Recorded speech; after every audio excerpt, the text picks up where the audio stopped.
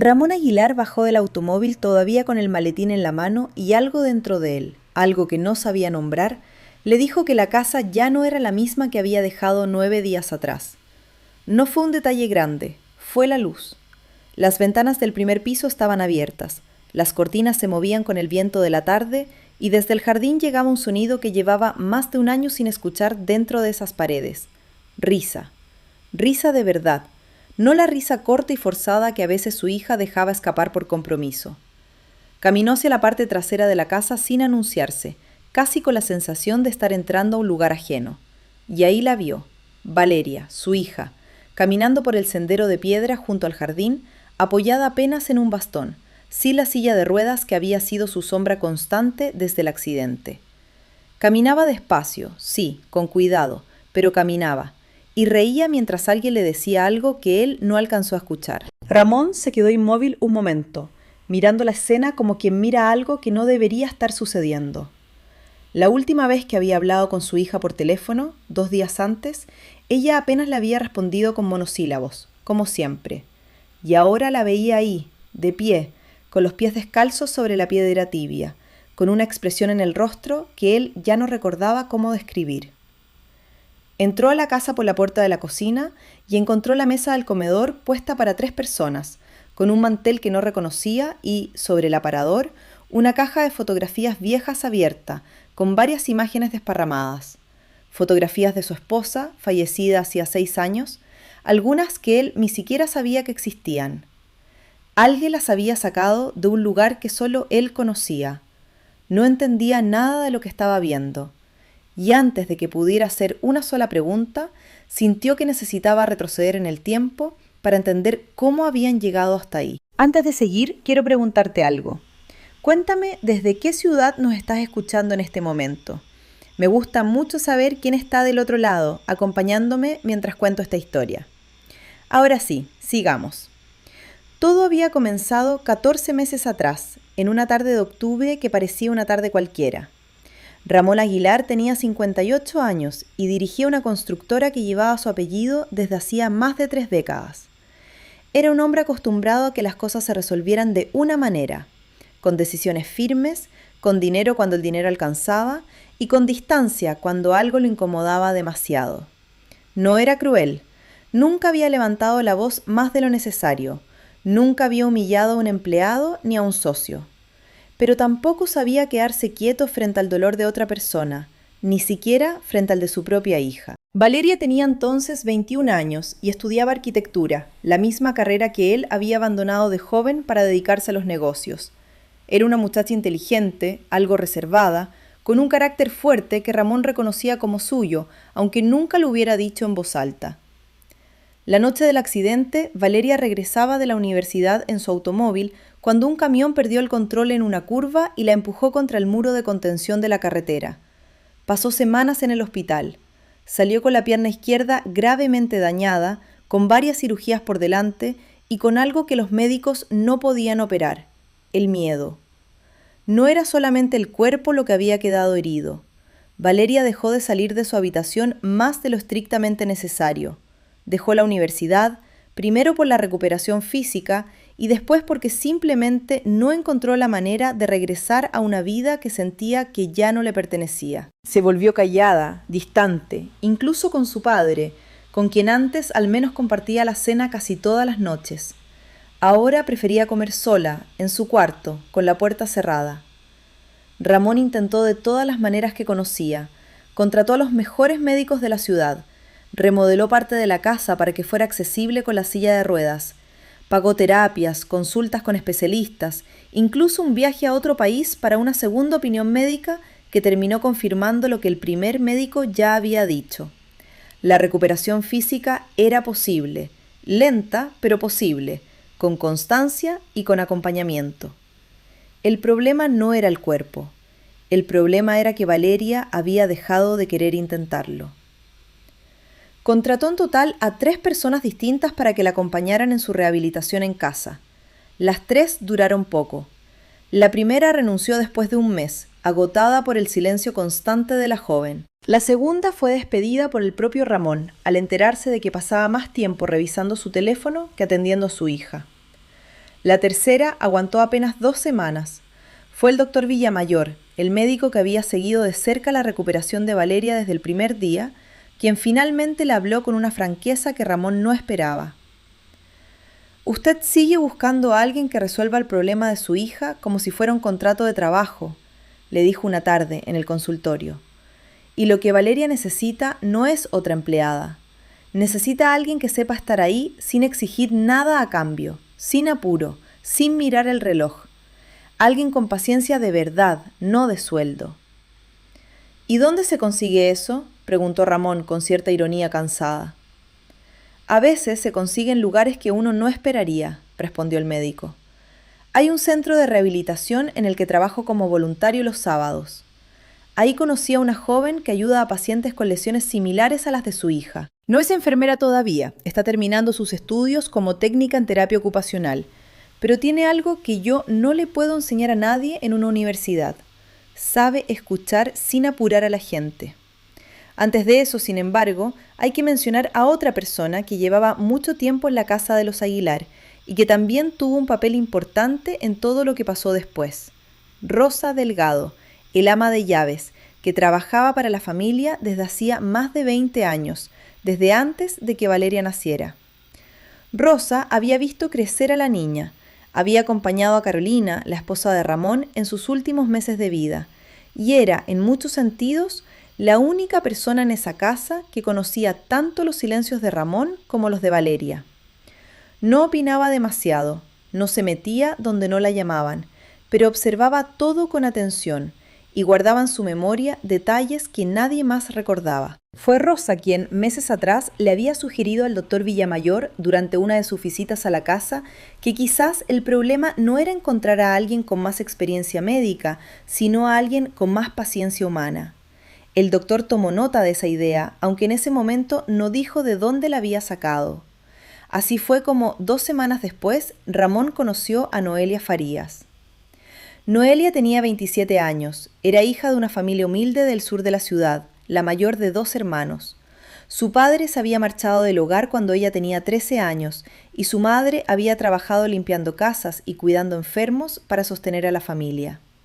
Noelia había ayudado a criar a su hermano menor prácticamente desde la adolescencia, mientras estudiaba de noche y trabajaba de día. No tenía formación médica completa, pero llevaba 6 años acompañando a personas mayores y pacientes en recuperación, primero por necesidad económica y después porque descubrió que se le daba bien, que tenía una manera particular de estar presente sin resultar invasiva.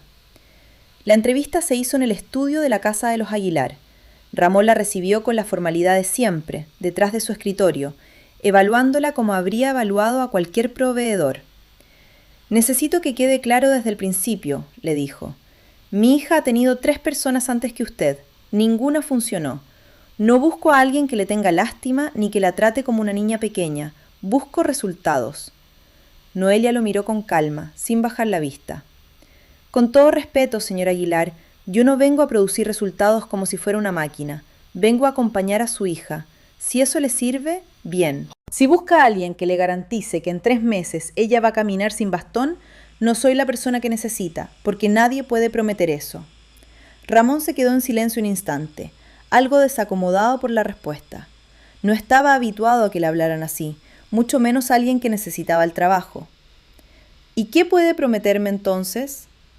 «Que voy a estar ahí, todos los días, a la hora acordada, que no voy a mentirle sobre cómo va su hija, y que si algún día veo que no está funcionando, se lo voy a decir de frente, no voy a esperar a que usted lo note». Algo en esa respuesta lo convenció, aunque no habría sabido explicar del todo por qué. La contrató para empezar la semana siguiente, con un salario generoso y un horario de lunes a viernes, por las tardes. El primer encuentro entre Noelia y Valeria no fue amable. Valeria estaba sentada junto a la ventana de su cuarto cuando Noelia entró, después de tocar la puerta y esperar un permiso que nunca llegó del todo. «No necesito otra niñera», dijo Valeria sin darse vuelta. «Ya le puede decir a mi padre que puede ahorrarse el sueldo». «No soy niñera», respondió Noelia sin alterarse, «y no vine a convencerte de nada. Vine porque me pagan por estar aquí las próximas horas. Si no quieres hablar, no hablamos, pero voy a quedarme igual, así que puedes seguir mirando por la ventana si prefieres». Valeria giró la cabeza, sorprendida por el tono directo, sin la dulzura artificial a la que ya se había acostumbrado por parte de las personas contratadas para ayudarla. ¿Y qué se supone que vas a hacer sentada ahí? Nada, por ahora. Después vamos a ver los ejercicios que me pidió el doctor Villamayor, pero no hoy. Hoy solo vine a conocer la casa y a ti, si me dejas.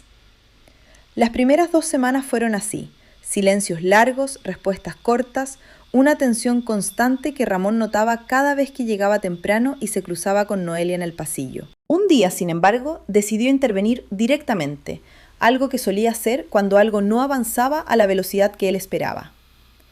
«Quiero que siga un horario estricto de ejercicios», le dijo a Noelia una tarde entregándole una hoja impresa con un cronograma detallado elaborado por él mismo junto con uno de los especialistas. 9 de la mañana, estiramientos. 10:30, caminata asistida. Mediodía, descanso. 2 de la tarde. Noelia leyó la hoja con atención y después lo miró. «Señora Aguilar, con todo respeto, esto no va a funcionar». «¿Por qué no?» «Porque su hija no es una obra en construcción. No se le puede aplicar un cronograma como si fuera cemento que necesita secar en un tiempo exacto.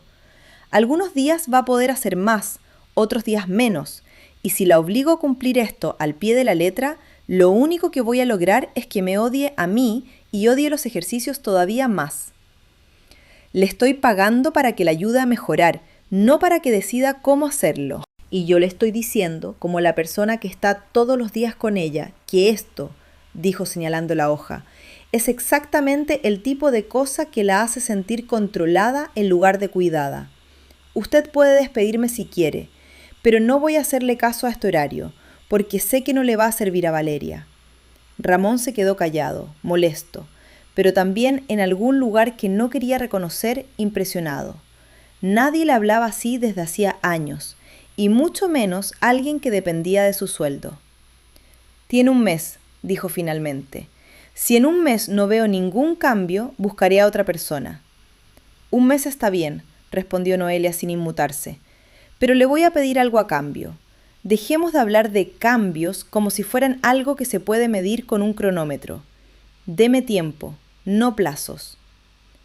El primer cambio pequeño llegó a las 3 semanas, y no tuvo nada que ver con la pierna de Valeria. Ocurrió durante una tarde en la que Noelia, en lugar de proponer ejercicios, simplemente se sentó junto a ella con un álbum de fotografías viejas que había encontrado, con permiso, en una de las estanterías del estudio. «¿Quién es esta?», preguntó, señalando una fotografía en la que aparecía una mujer joven sonriendo junto al mar. Valeria se acercó un poco, sin quererlo del todo. «Mi mamá. Se llamaba Carolina». «Se parecen mucho». «Eso dicen todos», respondió Valeria, y por primera vez, en las 3 semanas que Noelia llevaba en la casa, hubo algo parecido a una sonrisa pequeña, apenas visible, pero real.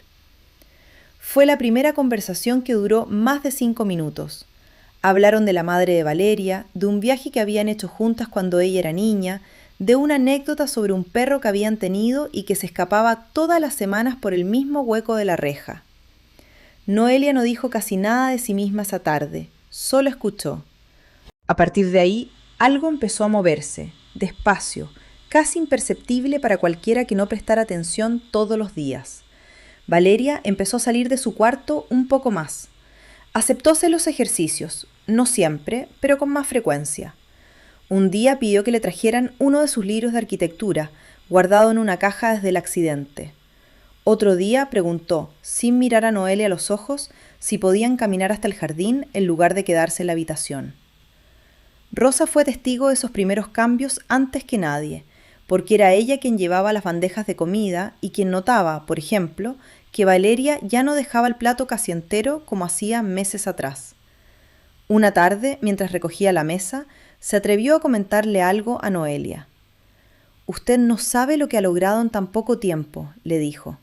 La señora Carolina, que en paz descanse, habría estado feliz de ver a su hija así. «No hice nada especial, Rosa, solo la escucho». «A veces eso es lo más difícil de conseguir en esta casa», respondió Rosa, con una media sonrisa, y siguió con su trabajo.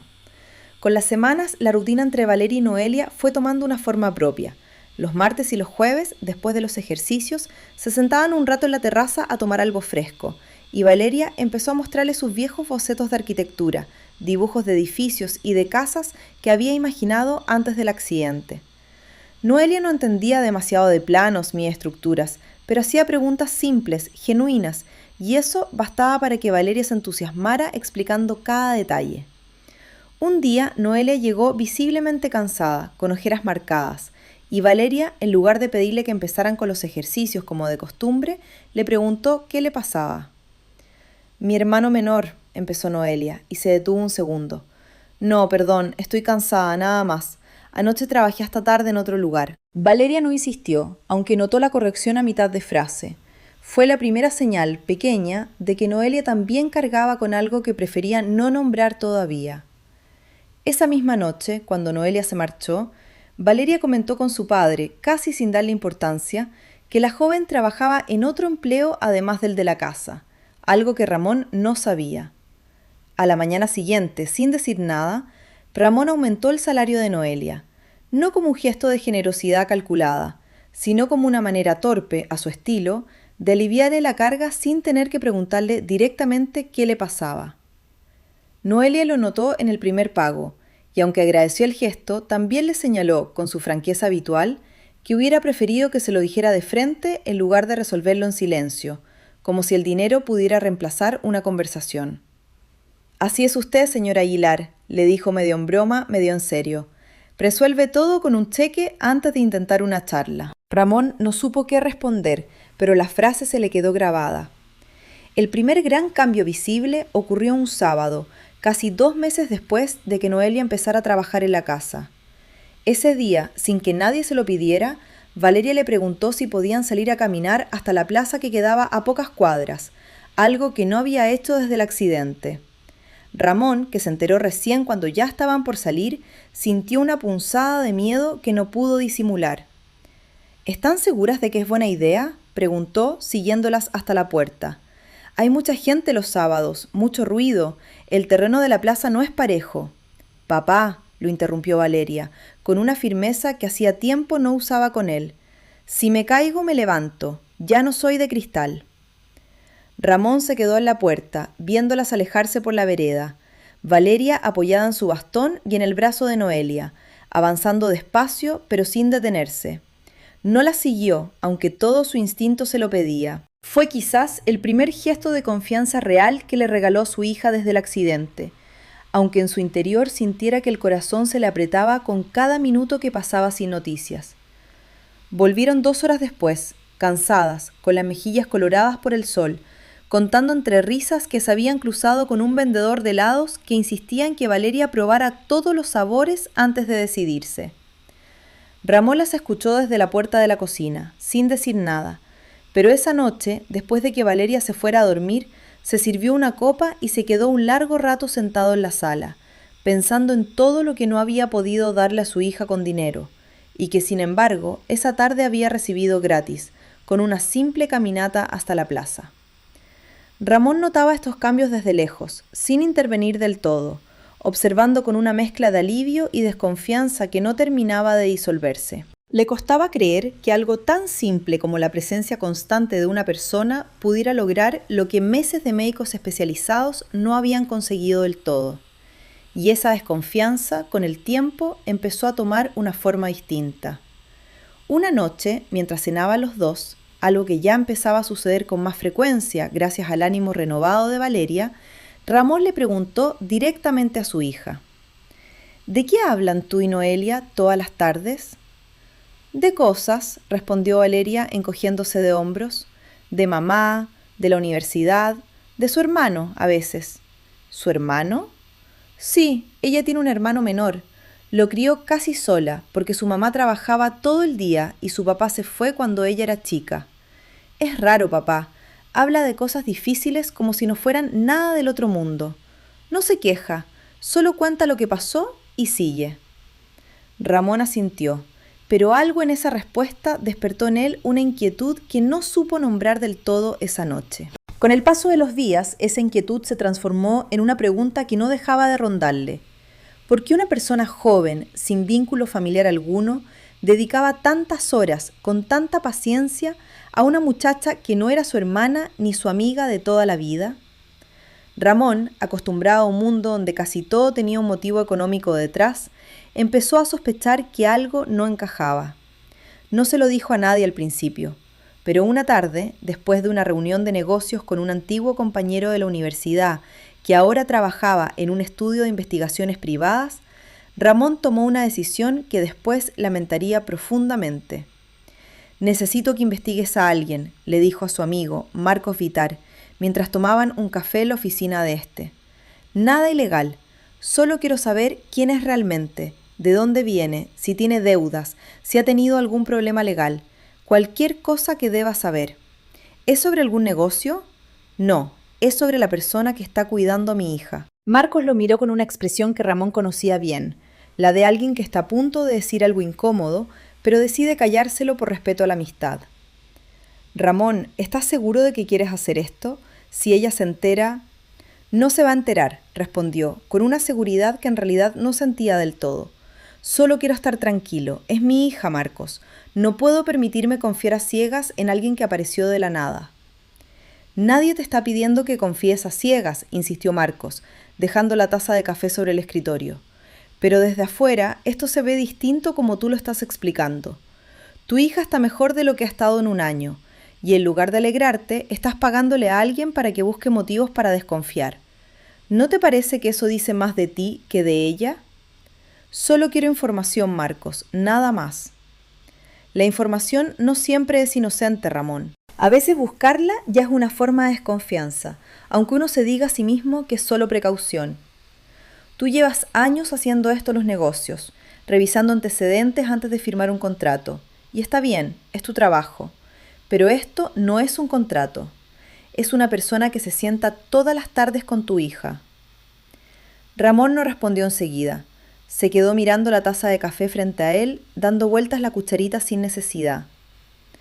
«Hazlo de todos modos», dijo finalmente, «pero que sea discreto».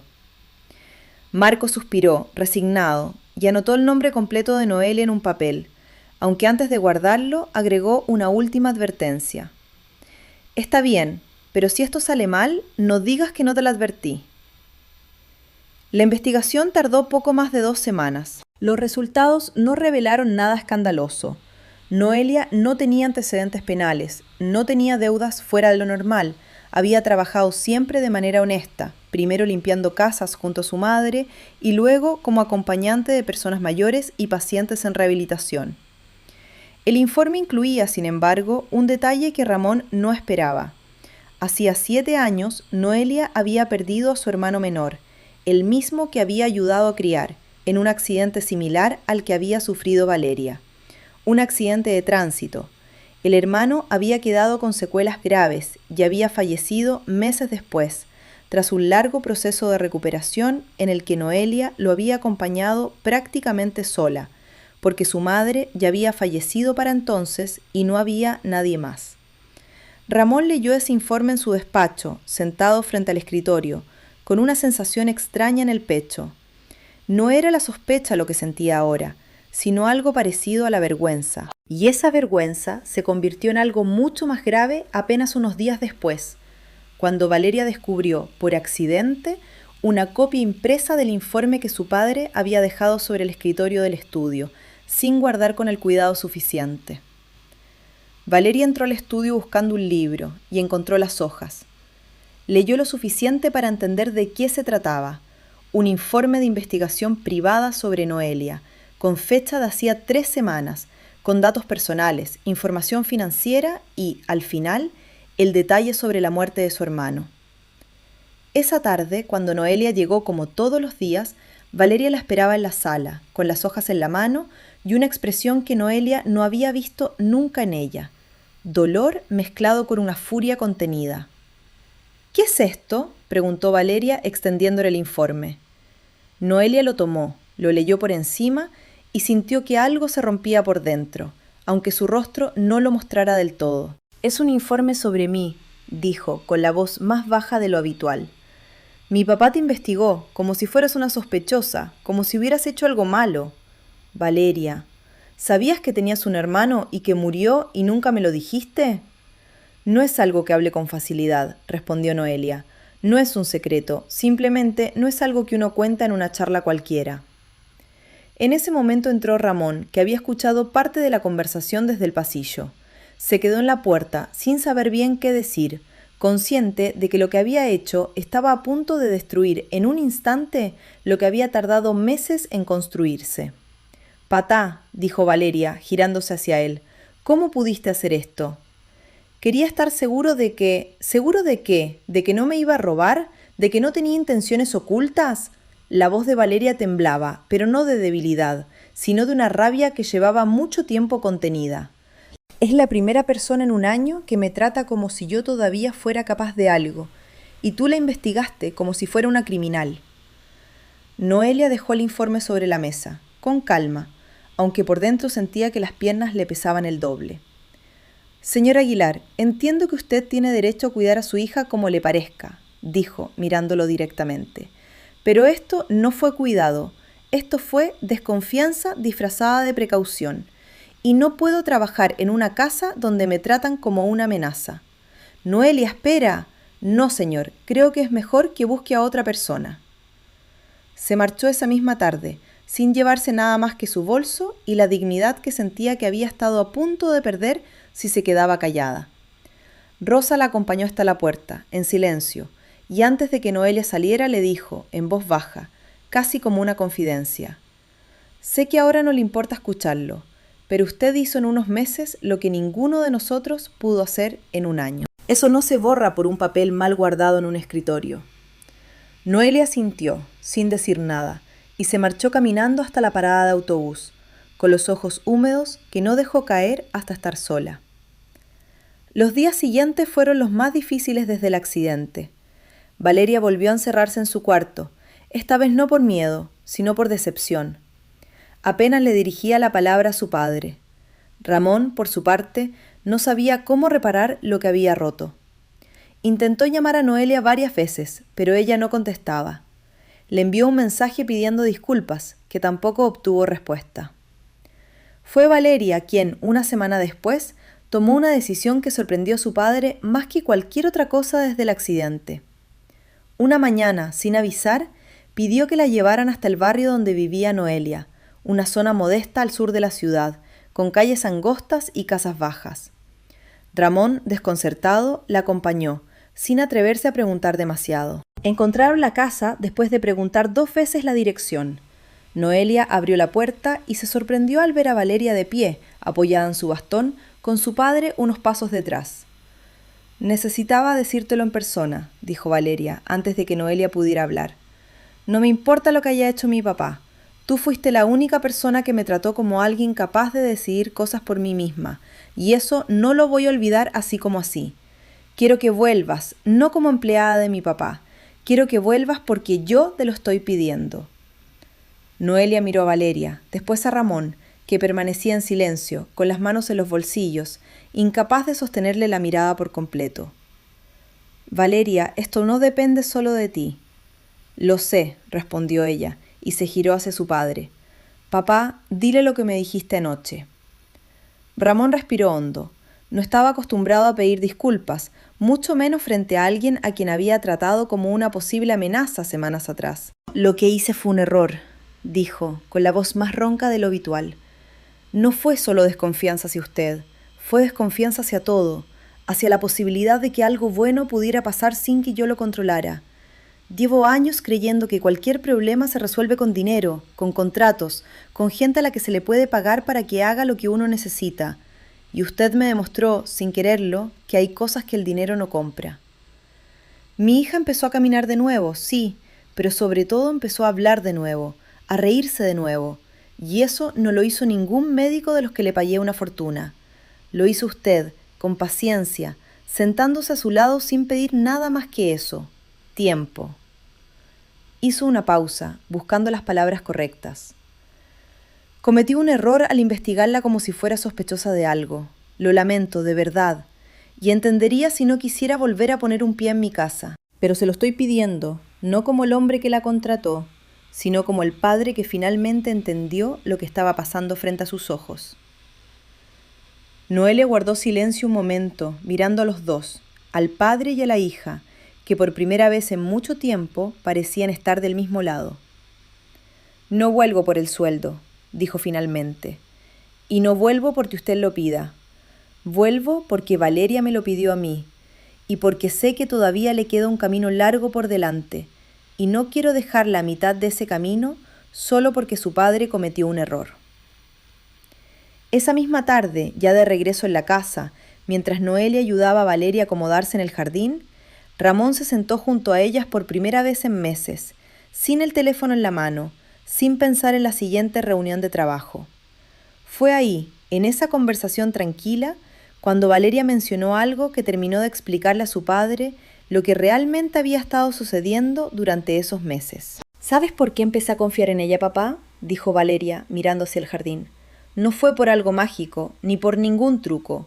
Fue porque nunca me trató como si estuviera rota. Los médicos me hablaban de mi pierna. Tú me hablabas de especialistas y de tratamientos. Ella fue la única que me preguntó cómo me sentía, y después se quedó callada esperando la respuesta, sin apurarme, sin decirme que todo iba a estar bien cuando yo sabía que eso era mentira. Solo se quedaba ahí, y con el tiempo eso empezó a importarme más que cualquier ejercicio». Ramón entendió en ese momento que la explicación de todo lo que había cambiado en su hija no tenía nada de misterioso. No había ningún secreto oculto, ninguna casualidad imposible.